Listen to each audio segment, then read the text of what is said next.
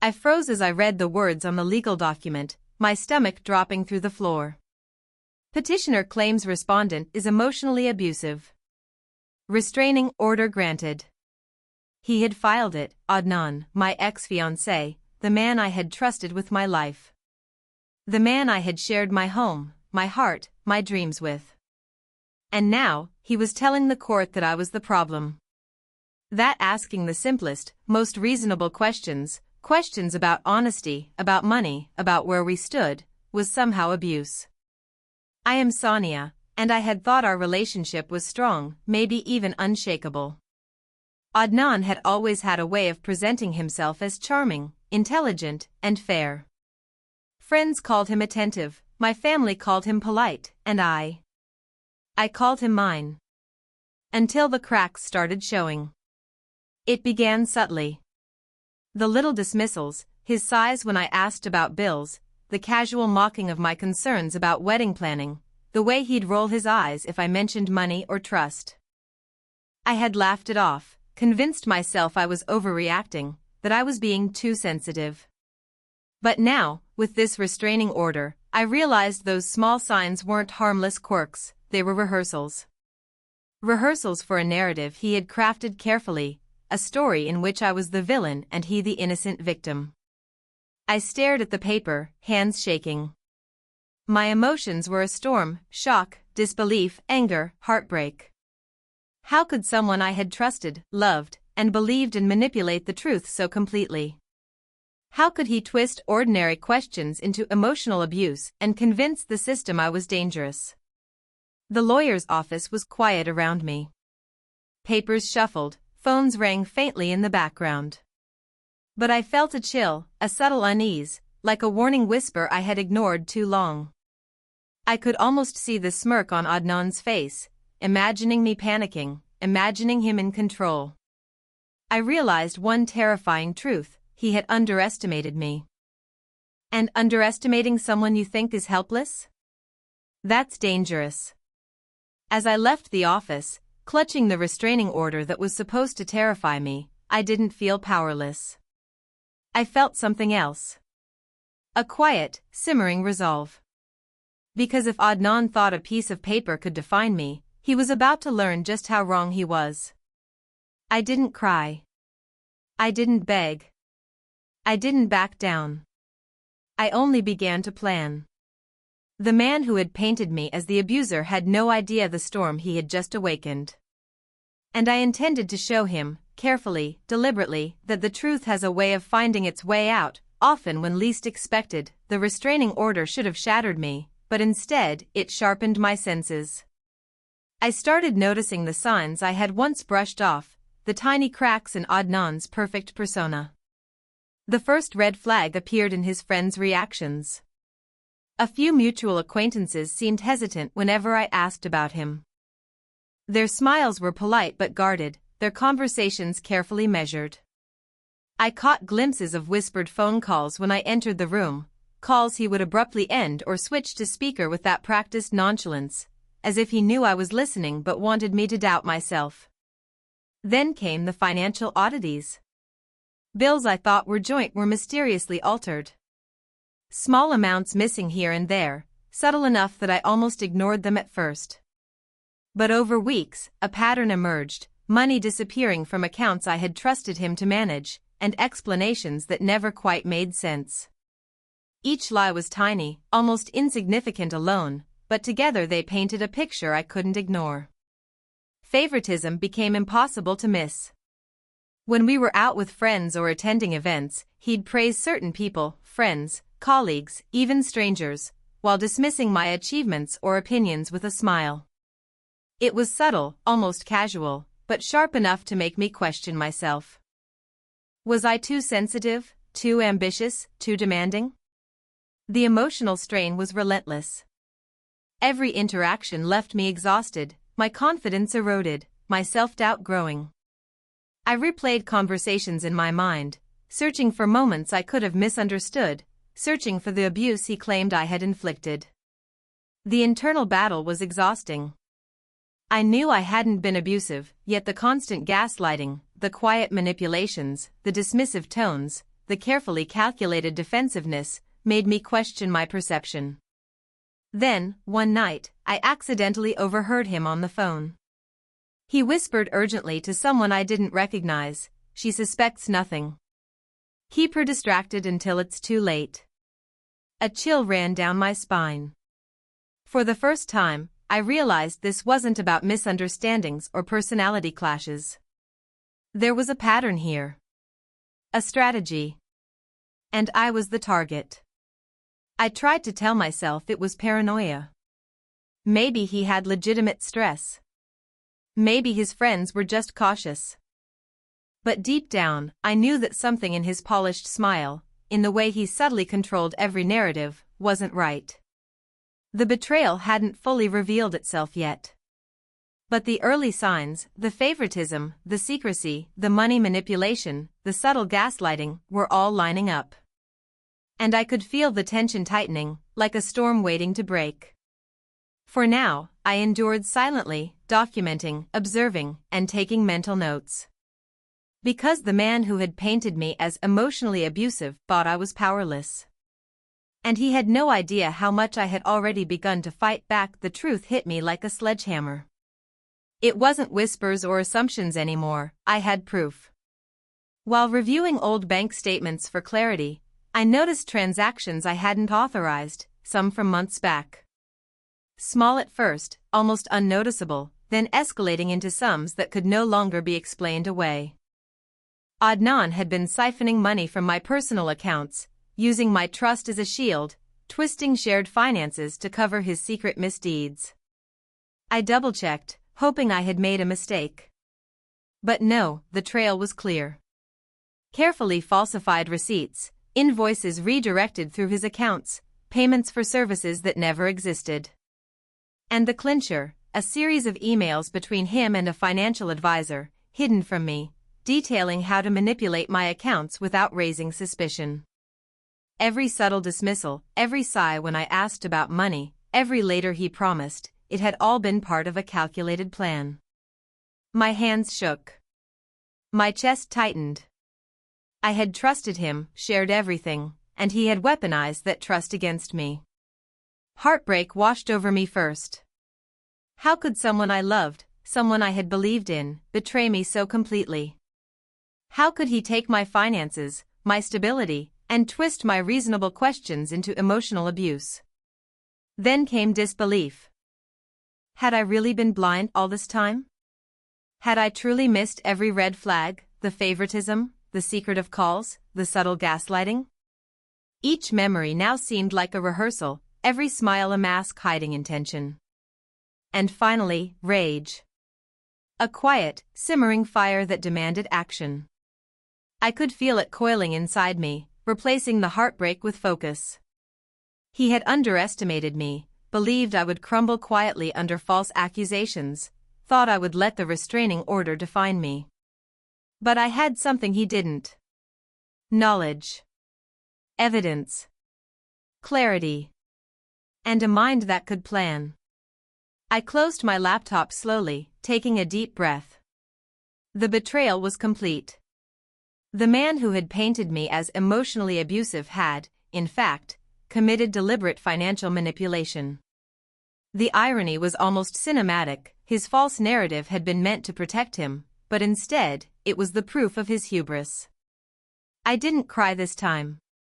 I didn't panic. I simply sat back, letting the storm inside me settle into strategy. He had made the first move, assuming power, control, and victory. But he had miscalculated.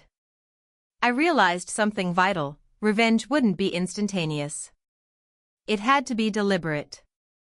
Precise.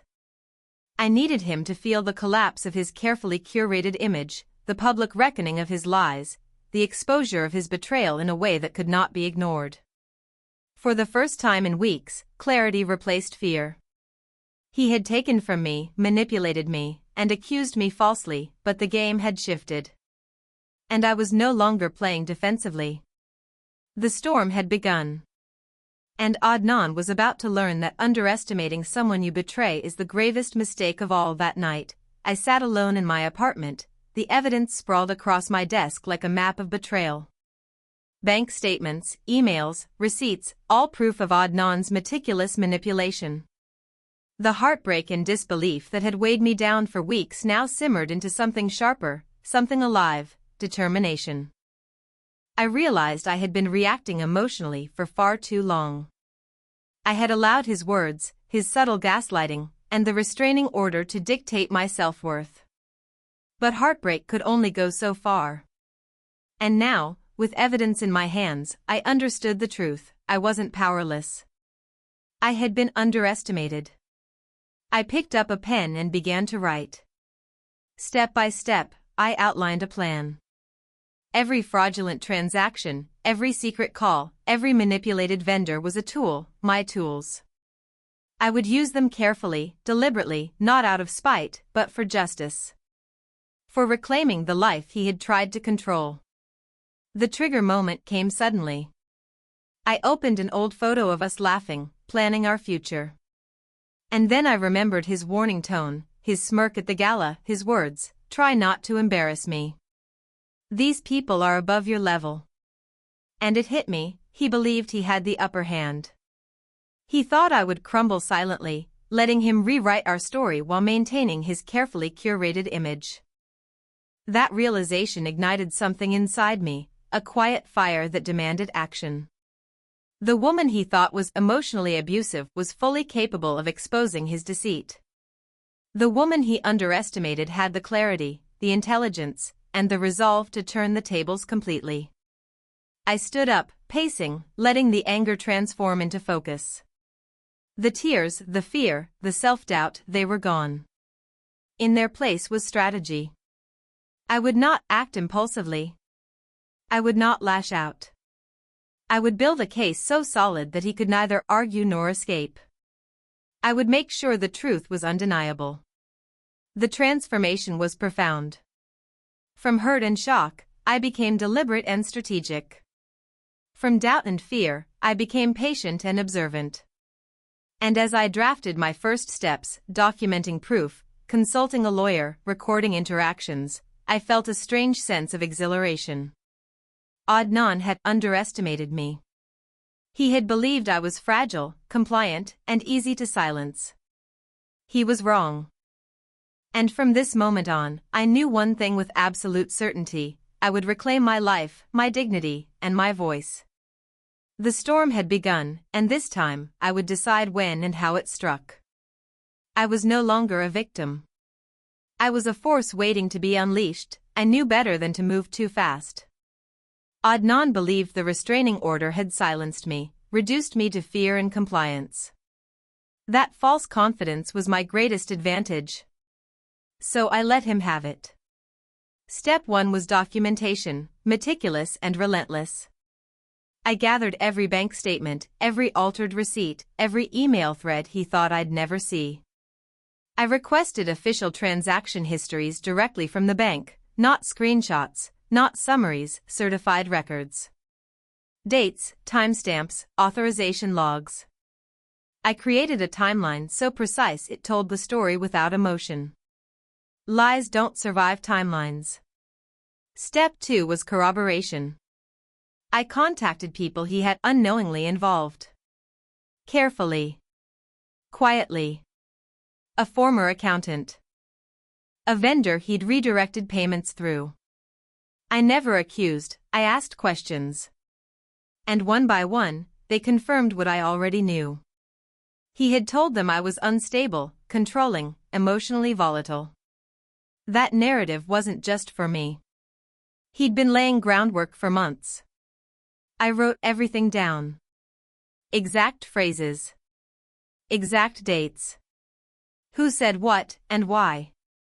Step 3 was legal positioning. Through my lawyer, I challenged the restraining order without violating it. No direct contact. No emotional appeals. Just evidence. Financial abuse. Fraud. False claims. Weaponized accusations. My lawyer's calm reaction told me everything. This wasn't just defensible. It was strong. Meanwhile, Adnan played the victim flawlessly. On social media, he posted vague quotes about healing and toxic relationships. Mutual friends checked on him, not me. He smiled in public, confident that the system had sided with him. I let him believe it. Step 4 was the trap. I allowed one controlled leak, not to him, but to someone he trusted. A quiet suggestion that I was falling apart, that I might drop the challenge if he just stayed firm. Predictably, he relaxed. He made mistakes. He moved money.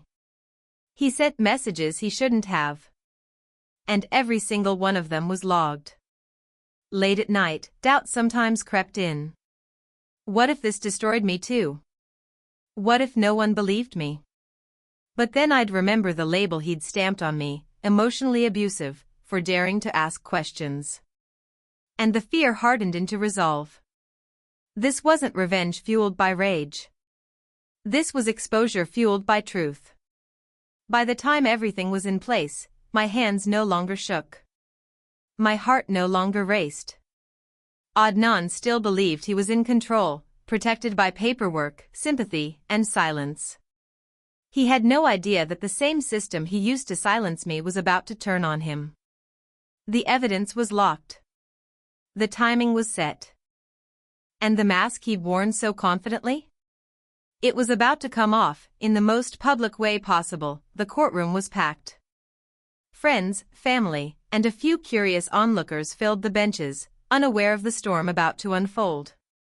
Adnan sat at the plaintiff's table, perfectly composed, his confident smirk intact, at least on the surface. He believed he was untouchable, that the restraining order had already painted me as unstable. I entered quietly, a folder of evidence clutched tightly in my hands. My lawyer whispered a reassuring reminder, and I nodded. This wasn't about theatrics. This was about truth. The judge called the hearing to order, and Adnan's lawyer began, summarizing his victimhood, recounting supposed emotional abuse, his careful narrative designed to make me look irrational and threatening. He glanced at me occasionally, expecting fear, a falter, an apology. I didn't give him any of it. When it was my turn, I stepped forward calmly. I laid out the evidence piece by piece, bank statements showing unauthorized transfers, emails revealing his manipulation of vendors and accounts, testimonies from corroborating witnesses who confirmed his attempts to paint me as unstable. I spoke clearly, deliberately, letting the facts speak for themselves. Gasps rippled through the courtroom as the paper trail unfolded. Adnan's friends who had once supported him shifted uncomfortably in their seats. His mother's lips pressed into a thin line. He tried to interject, but my lawyer had anticipated every objection. Every lie he had told unraveled in real time. The turning point came when the judge reviewed the emails he had sent, the ones in which he had coordinated vendors and financial advisors to hide the truth. The proof was irrefutable.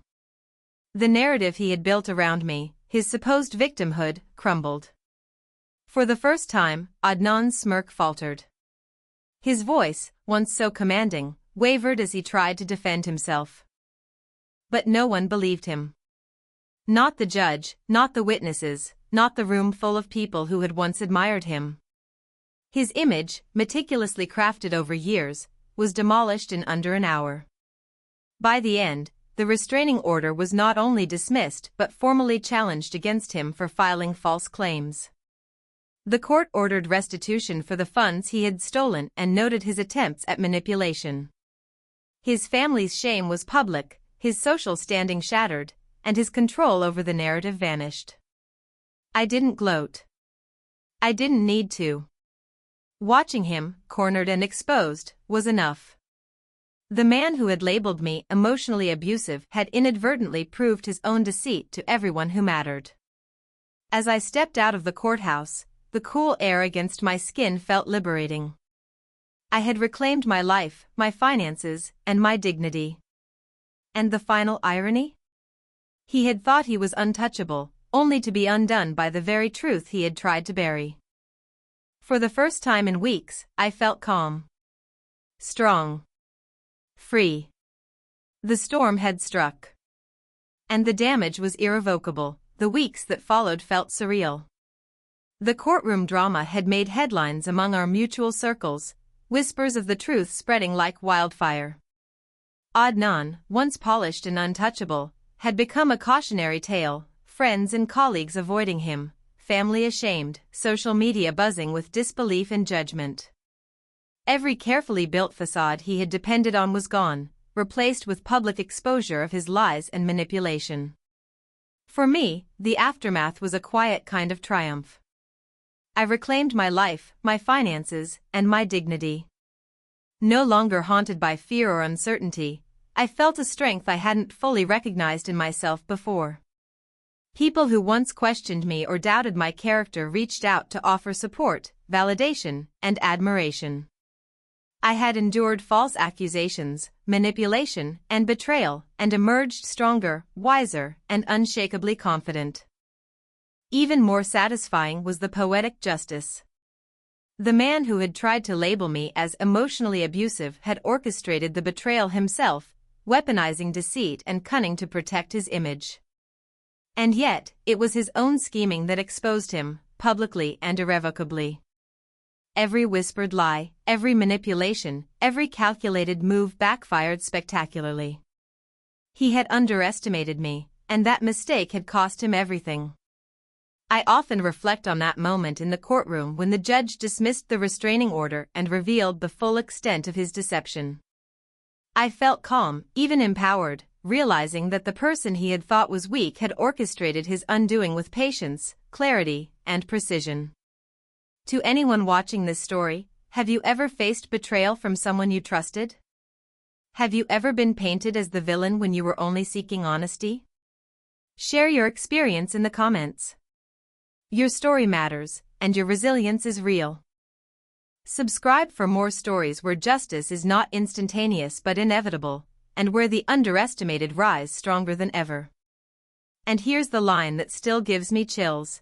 The person who tried to define my limits had only built the stage for my rise, and when I stepped forward, the truth became my weapon, and he fell to the weight of his own deception. He tried to control the narrative. I controlled the ending. And in that control, I found my freedom.